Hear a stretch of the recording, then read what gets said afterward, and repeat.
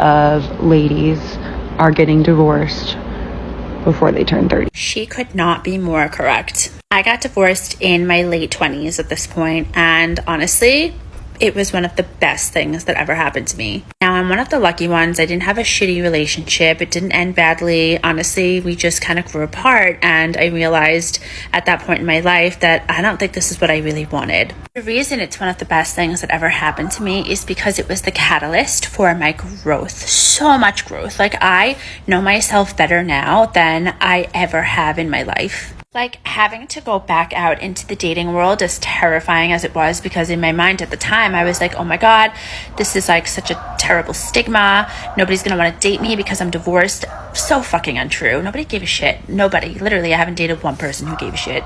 Because I was pushed to go back out into the dating world, oh my God, did that bring all my shit to the surface? Did that bring my shadows to the light, to be looked at, to be healed, to be reconciled? I know, like, who the hell wants to do that? Nobody. But I'm telling you, I have such a good relationship with myself now. It's not always perfect. I don't think anybody's is ever perfect, but I know myself so well. I know what I need. I know what I deserve. My self-worth is so high now. It never was before. I have really good boundaries. I know healthy communication. I've worked through my attachment shit, all of the stuff that I was able to see through dating other people. Honestly, I guess because I've experienced what I don't want in a marriage, now I really understand what I do want.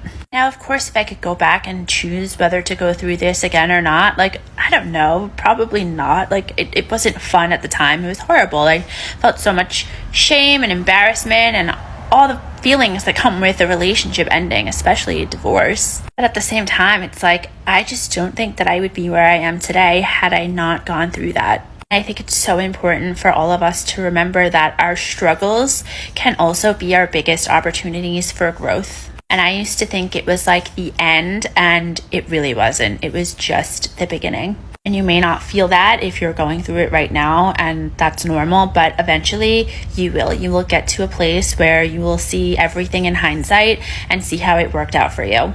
Hi everyone, welcome back to my YouTube channel. If you're new here, welcome. If you're a returning subscriber, all the love in the world. So I came across a couple of videos on the internet about women that are divorced in their 20s or that were divorced in their 20s, and they share their experiences. And being divorced in your 20s is not a common thing. Most times when people talk about divorce, you're painting a mental picture of a woman that is, in her 40s or 50s or even 60s that is divorced because she would have been married for a long time before she realizes that that marriage is not what she wants. But in your 20s, it's something people don't really imagine. It's a very strange topic, and it just leaves you with the question of what happened. Why couldn't you stay? Why couldn't you and your husband, work things out? Why couldn't you find a way to, stay and make sure that the marriage worked? You just asking questions. It's a very strange thing, but it's actually common, funny enough. And most times what causes things like this is when you get married to somebody that you thought you knew. Maybe you guys didn't spend much time together, or you spent a lot of time, but one party was pretending, and then you got into the marriage and realized, who the F did I get married to? Who the F did I just marry? And then you find out that you cannot cope with the new person that you are now with, and you have to divorce. So it's a lot. And I also feel like for a marriage to get to divorce, it means both parties have tried and it did not work. Things like domestic violence, emotional abuse, physical abuse, unnecessary issues. It could also be from the man's side or from the woman's side. A lot of things can lead to early divorce. And I think that, marriage is a very serious thing. It's a very serious thing. And before people get into marriage, you need to know the kind of person you are getting married to. You also need to be a good person and work on yourself and be sure that this is what you want to do. Vet your partner seriously. Take vetting seriously. Love does not do it all. Love is not even 20 up to 20% of what you need to make a marriage work. There are other important things. And that's why you might be in love with somebody, or you think you might be in love with somebody, and you get married to the person, and the love is not helping anymore. So it's not easy, and I don't shame these women. There are some of them that also remarried, and there are some that decide not to get married again. So let's just listen to what they have to say, and hear their stories. My name is Benita. Please subscribe to my channel, like, and leave a comment. Story time. My husband left me while I eat pizza. So my husband left in August. I like to say 6 months ago, but however many months August was ago, feels like 7 years. My husband, I threw him out and he never came back. And usually he like breaks in the window or something, but he didn't this time. He literally never came back. He came to see the baby one time. He stayed for 45 minutes. He never wants to see her. He doesn't even ask for pictures of her. I'm pretty sure he left me for a Dominican woman. I'm like 99.9.9.9% sure it's a Dominican woman. Or man. For his reputation, we'll stick to woman.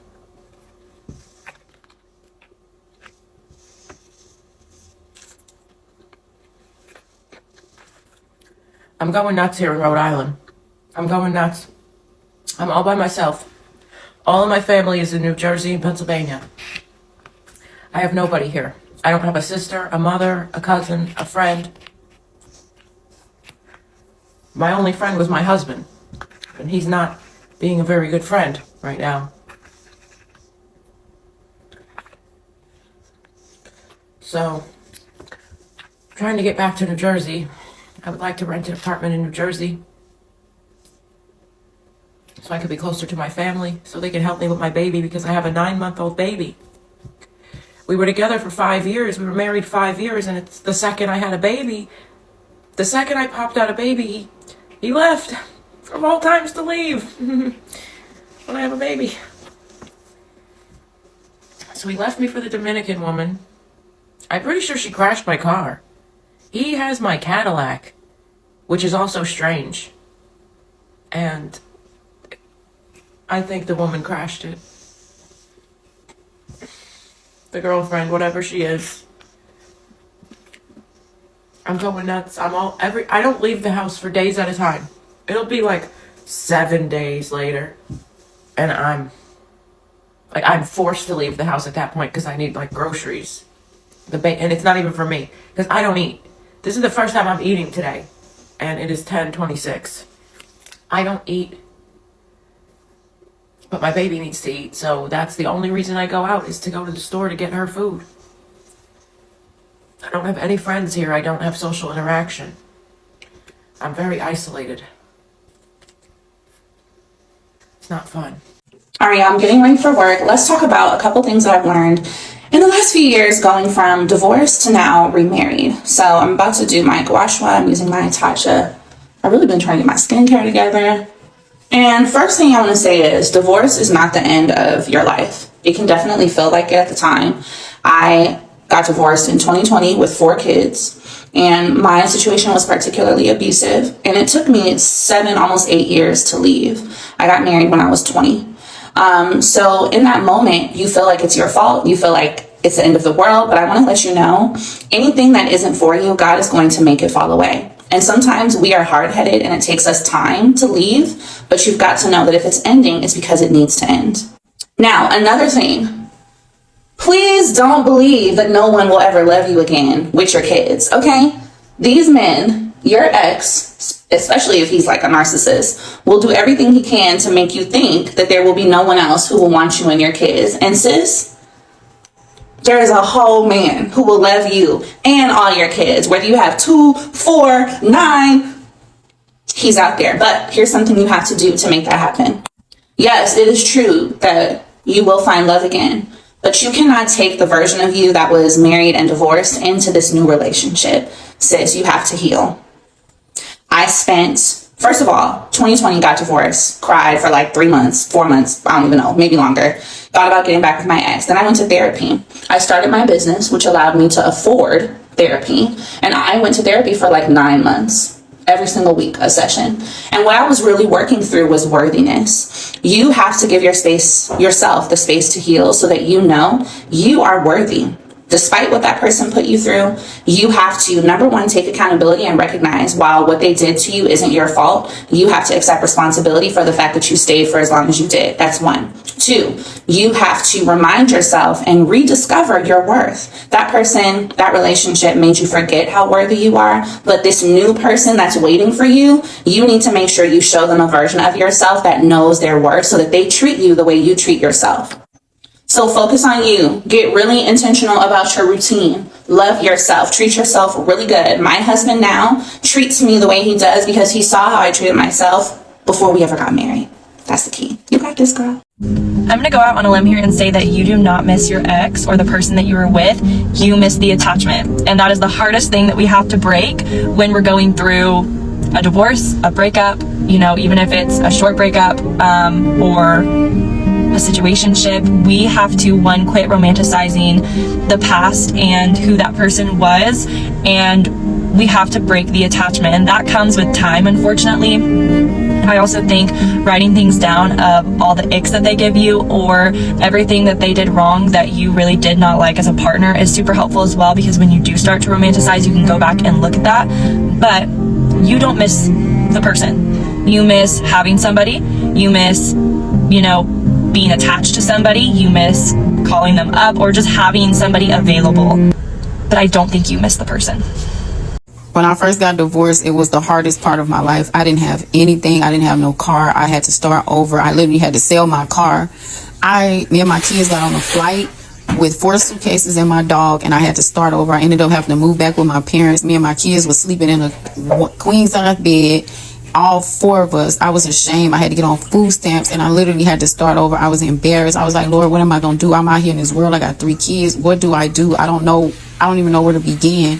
And I look at my life now, even though I'm not where I want to be yet, I'm grateful for the experience, and I'm grateful for where he has brought me from, y'all. Do you understand me? I almost lost my mind. I'm telling y'all, I know what you're going through. I almost lost my mind. It was times that I contemplated suicide and everything. And God has done so much in my life. And I just want to encourage y'all, like, you're going to make it through it. He brought me through it. Love y'all. I was married at 25 and divorced by 27. And I feel like I've been withholding so much from you all. So let's get into who I am now as a person and everything that I learned within my 1.5 to 2 years of being married. First and foremost, I know so many people are thinking that since Risa Tisa came out with her story, everyone else is also wanting to share their story. But let me just say that this is something that has literally been in the works for the past 6 months to a year. So what I experienced in my marriage is something that I would not wish on my worst enemy. But since I am the one who experienced those things, I want to use this platform to educate other women and to prevent people from going through something like I went through. So as you can tell, I was married very, very young. And I knew that it was my responsibility to get myself out of that relationship once I realized I actually hit rock bottom. That is when life got real for me and life got hard. And it's such a shocking thing because you never know what to do in that situation because you've never been in that situation before. I knew that it was time for me to make a change and to make an escape once I realized that I had literally become an empty vessel in the inside. I realized that I was no longer living for Crystal, but instead I was living for other people. And one thing about me, I am ashamed to say it, but I'm also happy to say I am reformed.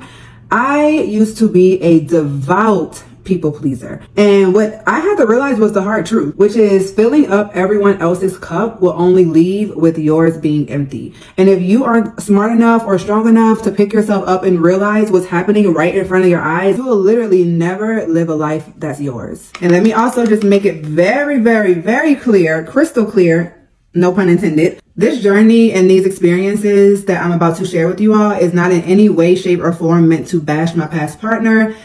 This is not about him, okay? This is about me. This is about my life, allowing my example to help other young ladies. And that's what I wanted to be at the forefront of these conversations that we're about to be having, and to not allow it to be so much focused on the person that I used to be with, because that person that used to be with him is no longer alive. So this era that I'm currently in is my more mature, self-aware version of myself, and I am loving getting to know her, and I just want you guys to also get to know her. So coming from someone who made the mistakes in their life turn into lessons, my only hope is to share what I've learned in my life with you all so that you don't make the same mistakes, and if you already have made the same mistakes, to be someone that you can relate to. Getting divorced in your 20s. Here are my thoughts as a divorce attorney who divorced in my 20s. My advice is, if you know it's not working, don't delay divorce. The longer you stay, the harder and more complicated your divorce will be, because you will continue to build assets and probably have children. I have so many clients who stayed for many years and really regret not divorcing when they first realized years ago that it wasn't working. I'm 44 now, and I really see my first marriage as just kind of a blip in my history and a mistake that I made when I was young. Of course, take your marriage vows seriously, go to therapy, but if there are major problems and it's not getting better, don't stay out of shame or embarrassment. And you are so young that it's so easy to start over.